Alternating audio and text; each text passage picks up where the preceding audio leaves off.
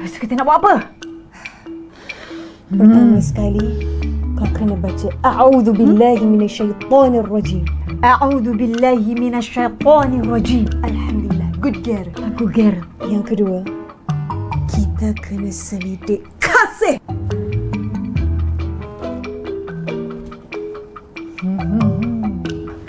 Waalaikumsalam. Boleh je.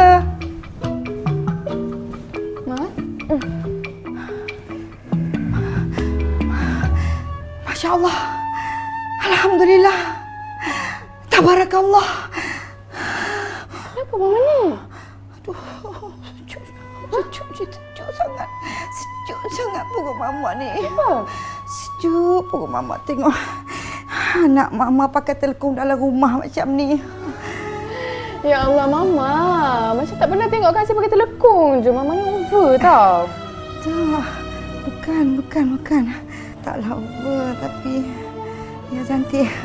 Cantik? Nak bersyukur, Mama nak bersyukur. Sekejap. Mama nak doa. Alhamdulillah. Nak syukur pada Allah. Terima kasih Allah. Ya Allah, ya Tuhanku. Ya Allah. Kau istiqamahkan anak aku dalam ibadah. Engkau istiqamahkan dia dalam adab, ya Allah Tuhanku. Sesungguhnya Allah.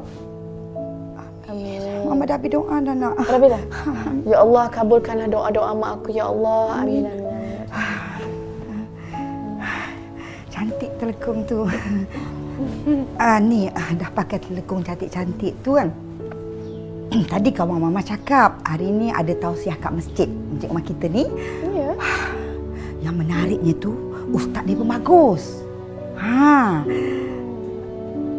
Boleh tak kalau dah ada telekung cantik macam ni temankan Mama pergi masjid malam ni boleh? Please.